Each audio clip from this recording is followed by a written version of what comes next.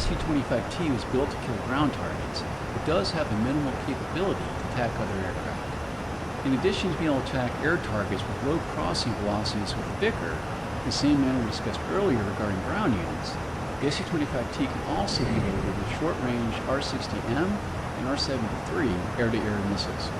I have the lesson paused as we discuss these missiles. Go ahead and press 6 to enter air-to-air mode. In the bottom left corner of the HUD, we now have an LNGT indication that is short for longitudinal missile aiming mode, meaning they will need to fly the aircraft to align the target with the fixed infrared missile seeker. In the center of the HUD, we have the seeker aiming cross. In the bottom right corner of the HUD, we have a 60M indication. That means the active air-to-air missile is the R-60M. Press the spacebar to continue. The R-60M is a short-range, infrared-guided air-to-air missile with the best possible range of 8 kilometers. The R-60M has a small 3-kilogram expanding rod warhead, and the seeker has a limited all-aspect tracking capability. Given its small warhead, a single R-60M hit cannot be guaranteed to destroy the aircraft. As such, you may need to fire 2 to increase the damage and better assure a hit when faced with flare countermeasures. Press D to select the R-73. The R-73 Archer is now selected, as indicated by the 73 in the lower right corner of the HUD.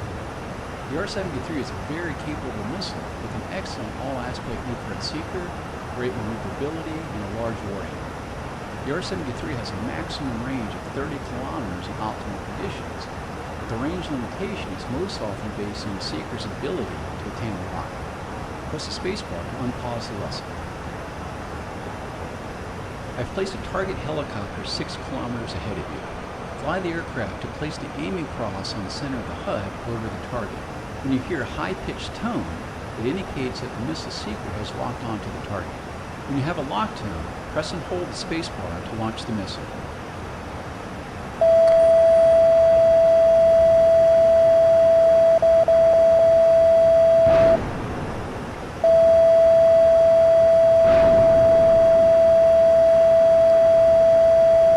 Splash 1. I've activated another target coming at you from your phone. Feel free to try a different missile, or you can end the lesson now by pressing escape. What was amazing was I was actually able to see that helicopter from 6 kilometers out, which is about 20,000 feet. See a helicopter at 20,000 feet is fairly good. The bad thing is I used both my R-73s on that helicopter, and there's the L-39 that is my next target.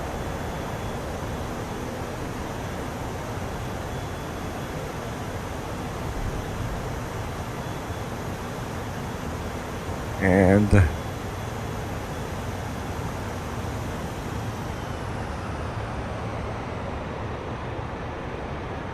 I know nothing about air combat, so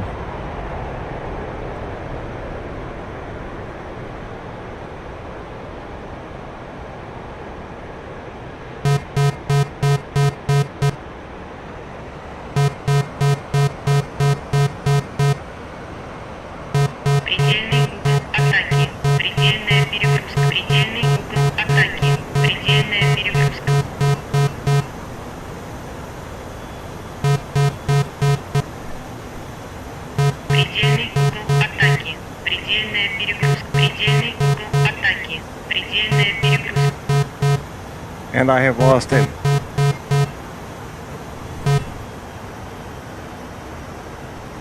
There he is.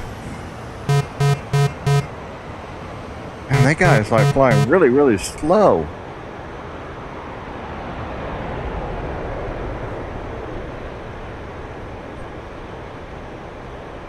I'm gonna put my flaps to maneuvering.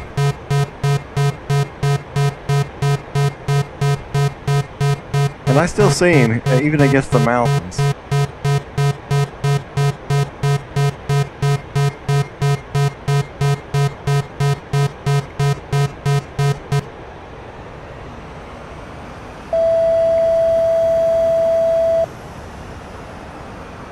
Wow, he's flying really, really slow.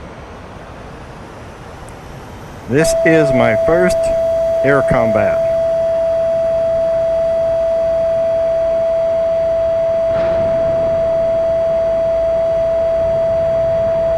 Well, I see something fell off of him.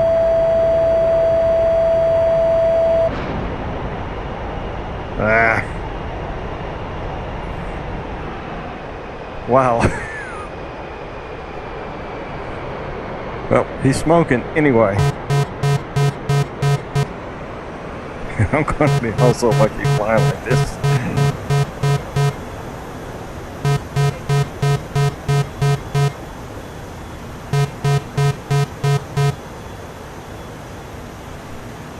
I'm trying to pull around so I can see.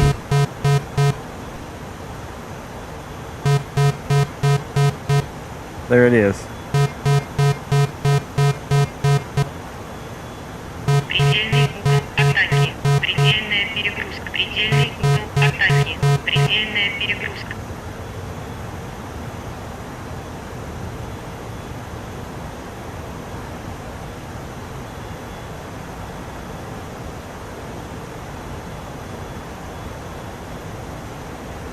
And what is amazing, as I said with the helicopter, I could see it from 6 kilometers out, which is about 20,000 feet. Now what I'm going to try to do with this guy is I'm going to try to go to air-to-air guns. And I really can't see him for all the smoke.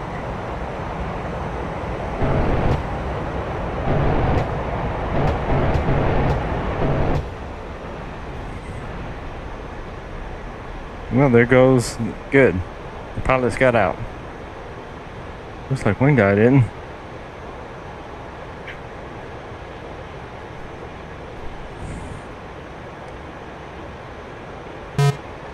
Okay.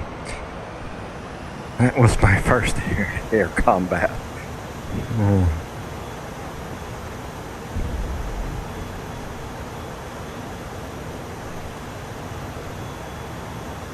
So to give an overview, I have the latest. I'm recording this video on the 5th of January. I have the latest Nvidia driver, which was, I don't remember when it was released, but it was it is the latest. I just checked today. And I have the Steam VR beta, which is dated January 30th, and I'm running the newest release of DCS World Open Beta 1.5.6, and I'm running at an MSAA of 8, a pixel density of 1.6. I have textures too high. I have the water set to medium. I have the visibility set to medium. I have HDR, I believe it's called, turned on. And of course I have shadows turned off. The shadows are just a FPS killer. So I'm returning to home base and I will do a landing. And that again was my first air-to-air engagement. So that's pretty amazing. In fact, that was really fun. And that was fun. Осталось 1500 килограмм. And I'm low on fuel. That's okay. My TDY air base is not very far away, so we'll be landing there. Also, a product that I'm using, and I discussed this on my last video, is VR Labs prescription lenses. They work. I mean, it is incredible how well they work. I was using my prescription lenses with the Vive over them, and that works, but not like this. This works. This works really well. I mean, I am super happy with them. The thing with the prescription lenses, no matter how careful you are, and I have been, is eventually you're going to scratch the lenses on the HTC Vive, the Fresnel lenses.